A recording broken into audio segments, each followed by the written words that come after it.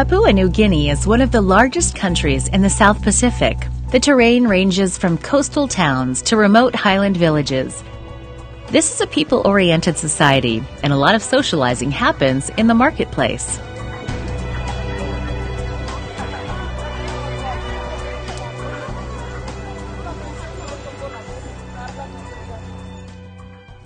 Judith lives in the city of Leh.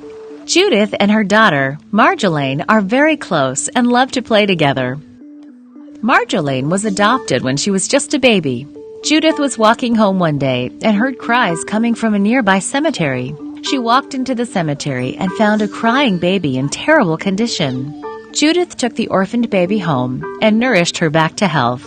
Marjolaine has lived with Judith ever since, and they love each other as family. Judith cares so much for the people around her and dedicates a lot of time to impacting their lives. Today, she is teaching a group of people how to let God be included in their lives. Judith has been meeting this group for some time now. They frequently welcome new people to be a part of their events. Judith discusses how their goals, daily habits, and practical skills all play a part in their success. She makes sure to keep God in the center. Most of the people in this group don't have regular jobs, so it's important for them to learn a skill or craft. Some are recovering from drug or alcohol abuse. Others lack the education required to get a decent paying job. And others have something else standing in the way of opportunity. So Judith tries to give them practical skills to get them back on their feet. After the classroom discussion, the lesson transitions outside for another practical exercise. Today, the group is learning how to make their own soap. They go through the process from start to finish. It takes a few hours to go through each step, but they enjoy every minute together. They are taught the ingredients, how to properly combine and heat the mixture, and how long to let it cool.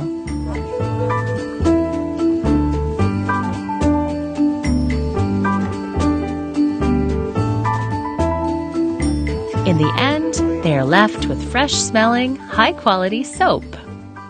This is a valuable skill for the group members. They can take what they have learned and sell the soap to earn an income to support their families. It's just one way they can advance their lives and take care of their families. It's a long process, and it's only by God's grace you'll be able to help them. Yeah. So I am just counting on God's grace and doing what I can to help. Judith takes pride in the part she plays in their success. She has a passion to help the people of Papua New Guinea. She has a heart for mission, and specifically children's ministry.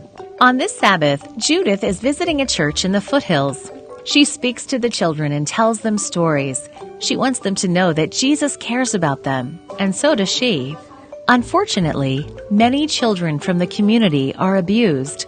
Judith wants to instill encouraging words that the children from church can share with other students at school and in their neighborhoods.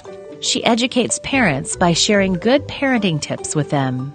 So yes, one thing I would ask the whole church to do is to pray for the kids who are suffering from all forms of abuse and negligence, and some of them are not intentionally done by parents, They think because they've been brought up in that way, they think that this is the right way of parenting.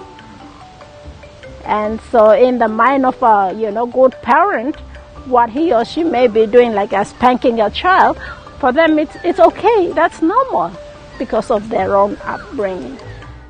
The church in Papua New Guinea is filled with children who love the Lord and want to do His will.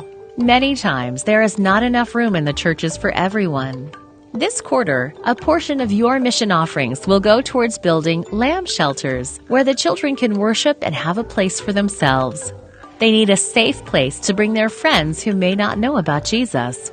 Please continue to support this offering to give hope to a young generation.